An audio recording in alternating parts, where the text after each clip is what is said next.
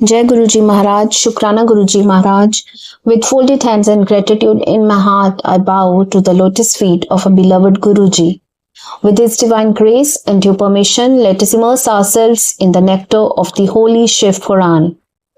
Today, let's begin reading the Shivapurāna Vidyeśvara Śamhita, Chapter 11, Mode of Worshipping the Phallic Form of Shiv and Making Gifts. This is day 18th of the audiobook. Chapter 11, the mode of worshipping the phallic form and making gifts.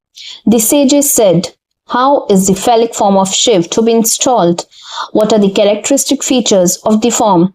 How is it to be worshipped? What is the appropriate time and place for worship? What sort of performer he must be? Sud said, I shall tell you everything for your sake. Please listen attentively.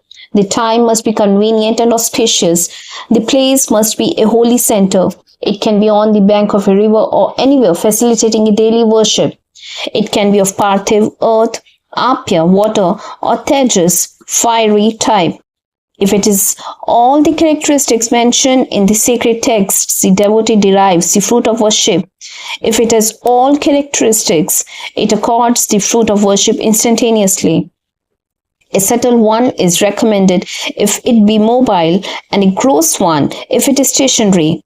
The phallic emblem of good characteristics shall be set up in the seat of the same sort. The seat can be circular, square, or triangular in shape. The one shaped like a cot in the middle is of middle efficacy. At first, the emblem was made of earth or rock. Then it used to be made with the metals. If it is stationary, the emblem and the peat should be of the one and the same material. Save the one which the Asur Barn worshipped, both the emblem and the seat shall be unitary if emblem be mobile. The length of the emblem shall be of the measure of 12 fingers of the devotee. If it is shorter, it is less efficacious. If it is longer, there is no harm. A shortage by the breadth of the finger of the devotee in regard to the mobile one is similarly harmless.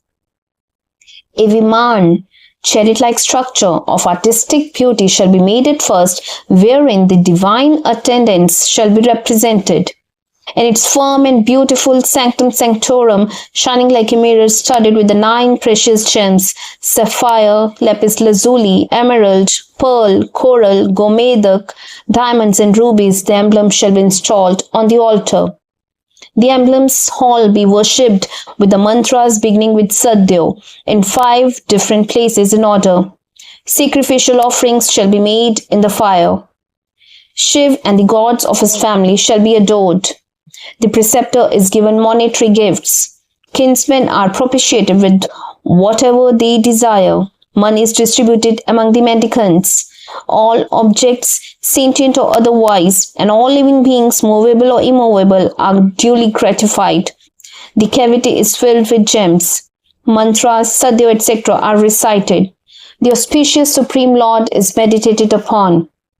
The great mantra, Omkar, resonant with its mystical sound, is repeated.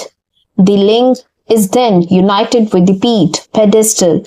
The two are then welded together. Similarly, the embodied image shall also be fixed there auspiciously. For the sake of festivals, the embodied image shall be installed outside with the 5-syllabled mantra. The embodied image shall be taken from the preceptors, or it must be one that has been worshipped by saintly men. Such an adoration of the embodied image and the phallic emblem accords the region of Shiv. The phallic emblem is of 2 varieties, the stationary and the mobile. Trees, hedges, etc. represent the stationary. Worms, insects, etc. represent the mobile. For the stationary one, tending and similar service is recommended. For the mobile one, tarpan, propitiation is recommended. With a love for the happiness of different beings, Shiv Puja shall be performed, so say the wise men. The pedestal represents Shiv's consort, Parvati, and his phallic emblem represents the sentient being. Just as Lord Shiv remains ever in close embrace of the goddess Parvati, so also the phallic emblem holds on to the pedestal forever. Such is the installation of Shiv's great phallic emblem, which shall be worshipped with due homage. The daily worship shall be made in accordance with one's capacity, so also the fixation of banner, etc. The devotee shall install the phallic emblem and it will accord directly the region of Shiv. Or the devotee shall worship the mobile emblem with the 16 types of homage and services as prescribed. It accords the region of Shiv gradually. The 16 types of service are invocation, avahan, offering the seat, asan, water offering, arghya, washing of the feet, padya, water for rinsing the mouth as a mystical rite, achman, oil bath, abhyang snan, offering of cloth, vastra, scents, gandh, flowers, pushp, incense, dhoop, lamps, deep, food offering, nivedan, waving of lights, niranjan, betel leaves, tambul, obeisance, namaskar, and mystical discharge and conclusion, visarjan. Or the devotee need perform the rites from water offering to food offering alone duly. Or the devotee shall daily perform as he can ablution, abhishek, food offering, naivedya, and obeisance, namaskar, and propitiation, tarpan, all these in order. It will accord him the region of Shiv. Or he shall perform all the 16 rites in the phallic emblem of human, saintly or godly origin, or in one naturally risen up Swayambhu, or in one of very extraordinary nature installed duly. If the devotee makes gifts of articles of worship, he will get some benefit or other. By circumambulation and obeisance, he will attain Shiv's region gradually. Regular vision of the phallic emblem accords benefit. Or the devotee can make a phallic emblem out of clay, cow dung, flowers, karavira, fruit, jaggery, butter, ashes, or cooked rice as he likes and worship it according to the prescribed rules. Some authorities have recommended the worship of the phallic emblem on the thumb, etc. In these rites of phallic worship, there is no sort of prohibition whatsoever. Everywhere, Shiv accords benefit as befitting the endeavor put in, or he shall make gifts of the phallic emblem or the value of its construction. Whatever is given to a devotee of Shiv with sincere faith accords Shiv's region. Or the devotee can repeat the Pranav mantra 10,000 times every day. Repetition of Om Pranav mantra 1,000 times at dawn and at dusk is known to be according Shiv's region. At the time of the repeated utterance, jap, of the mantra, Om, ending with M, purifies the mind. At this time of samadhi, meditation, the repetition of Omkar must be mental. Muttering of it in low voice can be practiced at all times. The same with bindu, dot, and nad, sound, is also of the same efficacy. Or the devotee can, with due reverence, repeat the 5-syllabled mantra 10,000 times every day or 1,000 times at dawn and at dusk. It accords the region of Shiv. Repetition of the 5-syllabled mantra Namah Shivaya by a Brahmin is specially efficacious with the Om Pranav prefixed. A mantra must be received from a preceptor with proper initiation for the acquisition of the desired fruit. The ceremonial ablution when the sun is in transit to the zodiac Kumbh, initiation for mantras, the nyas of matrikas, a Brahmin, a person with soul purified by truth, a preceptor of perfect knowledge, all these are splendid. Brahmins shall begin with Namah and the others shall end with Namah. With regard to some women, the mantra shall end with Namah duly. Some say that Brahmin women begin with Namah. Repetition of this for 5 crores of times will render a person equal to Sada Shiv. By repeating it 1, 2, 3 or 4 crores of times, the devotee shall attain the region of Brahma and others. One can repeat any of the syllables 100,000 times or all of the syllables separately 100,000 times or 100,000 times all the syllables together if repeated accord Shiv's region. Or if the devotee repeats it 1,000 times every day and completes 1,000,000 times in 1,000 days, he can achieve whatever he desires. He shall feed Brahmins every day. A Brahmin shall repeat the Gayatri 1,008 times every day in the morning. He shall attain Shiv's region gradually. He shall repeat Vedic verses and hymns with the observance of restraints. The Dasharna mantra shall be repeated either 99 times or 900 times or 9,900 times. The regular study of the Vedas accords Shiv's region.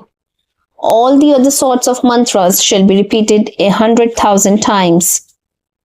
If the mantra consists of only one syllable, it shall first be repeated 1,000,000 times and thereafter 1,000 times with great devotion.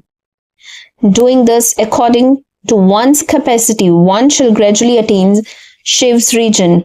It is a duty of everyone to repeat a mantra pleasing to him every day till his death. If a man repeats Om 1,000 times, he shall get all his desires fulfilled at the bidding of Shiv. If he plants a flower garden for the sake of Shiv, or even renders service by sweeping and cleaning Shiv's temple and precincts, he shall attain Shiv's region. The devotee shall reside forever in Shiv's temple with great devotion. It yields worldly enjoyment and salvation to everyone, sentient or insentient. Hence, an intelligent man shall reside in a temple of Shiv till death. In a temple built by ordinary man, the space up to 100 hastas, 1 hast 30 centimeters from the phallic image, is holy. In a temple dedicated to sages, the space up to 1,000 aratnis, 1 aratni 45 centimeters from the phallic image, is holy. In a temple dedicated to sages, the space up to 1,000 aratnis, 1 aratni is equal to 45 centimeters from the emblem, is holy. If the phallic emblem had been installed by gods, the space up to 1,000 aratnis is holy. In a temple where phallic emblem is self-risen, the space up to 1,000 dhanu praman, a dhanu praman is equal to 4 hastas, is holy. The tank, well, pond, etc. in a holy center shall be considered Shiv Ganga in accordance with Shiv's statement. By taking bath or making gifts or muttering mantras in that center, one will attain Shiv. One shall seek shelter in a temple of Shiv and stay there till death. The rites of obsequies of the second day or the 10th day, the offerings of monthly pindas, the rite of spandikaran, or the annual shraddh shall be performed in a holy center. He will instantly attain Shiv's region. By staying there for 7, 5 or 3 nights or a single night, he will attain Shiv's region gradually. He will obtain results according to his conduct and befitting his caste. By the uplift in the caste and devotion, the fruit gains more efficacy. Anything done with a desire in view yields results immediately. Anything done with no specific desire in view yields the region of Shiv directly. Of the 3 periods of time, ordained rites shall be performed in the morning, rites for the fulfillment of desires in the midday, and rites for the suppression of the evil in the evening. The same thing holds good for nights too. The 2 middle yams, the 1 yam is equal to 3 hours at night, are called nishtha. The worship of Shiv at that time accords desired results. If a man performs rites after realizing this, he shall achieve the due results. Especially in the Kali age, the achievement of fruit is only due to the precise performance of actions. If the man is well behaved, afraid of sins, and the observer of good actions at other man's suggestion or at his own, he shall attain due results. The sages said, O Sut, foremost among excellent yogins, please tell us briefly about the various holy centers by resorting to which women and men shall attain the region of Shiv. Please tell us about the traditions of Shiv temples too also.